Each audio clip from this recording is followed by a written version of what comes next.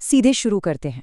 आज हम डिकोड करेंगे कैलकाटा के Saint Mary's Sacred Heart Church की खौफनाक कहानी और इसके सबसे काले रहस्यों को। सोचिए, जो जगह सुकून और शांति का प्रतीक मानी जाती है, वो अचानक एक रूह कंपा देने वाली अलौकिक दहशत का केंद्र कैसे बन गई? इस पूरे घटनाक्रम में ऐसे राज दफन हैं जो किसी की भी नींद उड़ाने के लिए काफ़ी हैं। तो चलिए, इस कहानी की गहराई में उतरते हैं। इस खौफनाक कहानी की शुरुआत उस मंजर से होती है जिसकी कल्पना करना भी मुश्किल है। जरा इस दृश्य को इमेजिन करें। एक शांत पवित्र चर्च में प्रार्थना चल रही है, सब कुछ बिल्कुल खामोश है।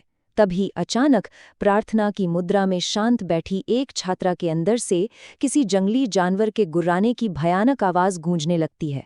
और सबसे डरावनी बात, वो एक टूटी फूटी भारी मर्दाना आवाज में, हाँ, दोहरी मर्दाना आवाज में कच्चे मांस के स्वाद का वर्णन कर रही है। ये कोई आम घटना नहीं थी, बल्कि एक बहुत बड़े, बहुत भयानक खतरे की सीधी दस्तक थी। भाग 1, आत्मा के संकेत। ये सब कुछ हो रहा था 22 साल की एक नई छात्रा मारिया के इर्द गिर्द। उस अदृश्य शक्ति का मारिया पर कब्जा करने का जो पैटर्न था, वो एकदम खौफनाक था। शुरुआत में बहुत ही छोटे अजीब से बदलाव दिखे, जैसे मारिया का अचानक गहरे डिप्रेशन में चले जाना और किसी से भी नजरें न मिलाना। लेकिन आधी रात को रूमा नाम की एक दूसरी छात्रा ने जो देखा, वो सच में रोंगटे खड़े कर देने वाला था। मारिया का शरीर एक रबर की गुड़िया की तरह अजीबोगरीब तरीके से मुड़ चुका था। उसकी गर्दन एक तरफ पूरी तरह से टेढ़ी थी, और अगर आंखों की बात करें तो वो किसी काले गहरे गड्ढे जैसी लग रही थीं। और उसके दांत एकदम जले हुए कोयले की तरह काले, मतलब पूरी तरह से एक डरावना सपना। भाग 2, भयानक हमला।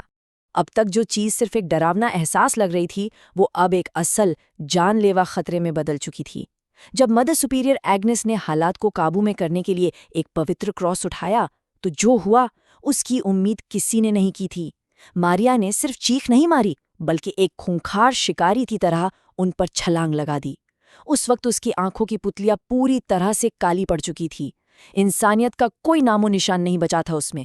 ये बिल्कुल वैसा था जैसे कोई भूखा जानवर अपने शिकार पर टूट पड़ा हो। और यहीं सामने आता है द फ्लैश ईटिंग प्रेयर, यानी मांस खाने वाली प्रार्थना का कॉन्सेप्ट। ये कोई मामूली पोजेशन नहीं था, ये एक पूरी तरह से शारीरिक और हिंसक कब्जा था। जरा सोचिए उन आसपास मौजूद छात्राओं की मानसिक स्थिति के बारे में। उन्होंने अपनी आंखों के सामने मारिया को मदर एग्नेस के हाथ का मांस चबाते और निगलते हुए देखा। और सबसे ज्यादा परेशान करने वाली बात पता है क्या है? उस भयानक खूनी मंजर के बीच भी उन डरी सहमी छात्राओं को लगातार अपनी प्रार्थना जारी रखनी पड़ी। सच में ये किसी गहरे ट्रॉमा से कम नहीं था। भाग 3, दफन रहस्य। अब सबसे बड़ा सवाल ये उठता है कि आखिर मारिया ही क्यों, उसके साथ ही ऐसा क्यों हुआ?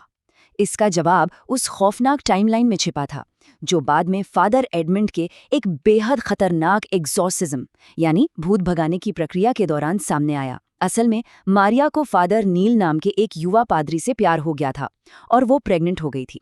अब फादर नील की इज्जत बचाने के चक्कर में उन्होंने और मदर एग्नेस ने मिलकर एक खौफनाक झूठ बोला कि बच्चा मर चुका है। लेकिन असलियत तो इससे भी ज्यादा भयावह थी। उस नवजात शिशु को चर्च के ही कब्रिस्तान में जिंदा दफना दिया गया था। ये एक ऐसा जघन्य अपराध था जिसकी कोई माफी नहीं हो सकती।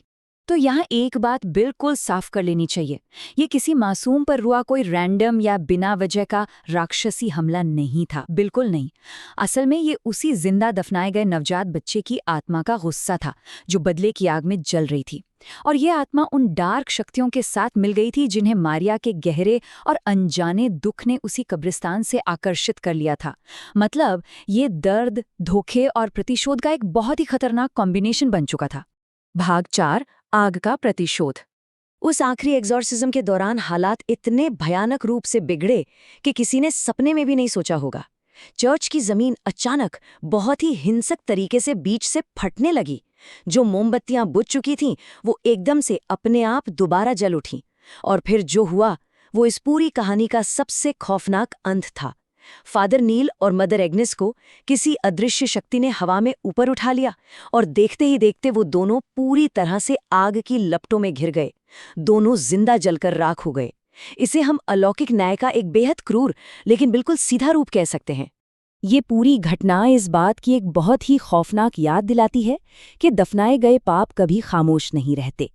जब अतीत अपने गुनाहों के साथ जमीन के नीचे दबे रहने से इनकार कर दे, तो एक साधारण सी खामोश प्रार्थना भी किसी भूखी और तड़पती आत्मा के लिए एक खुला निमंत्रण बन सकती है।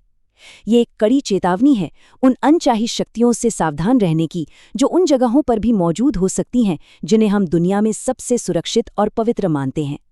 तो अंत में बस एक ही सवाल जहन में रह जाता है, क्या एक शांत प्रार्थना सच में किसी भूखी आत्मा को दावत दे सकती है? ये एक ऐसा सवाल है जो यकीनन हमें लंबे समय तक सोने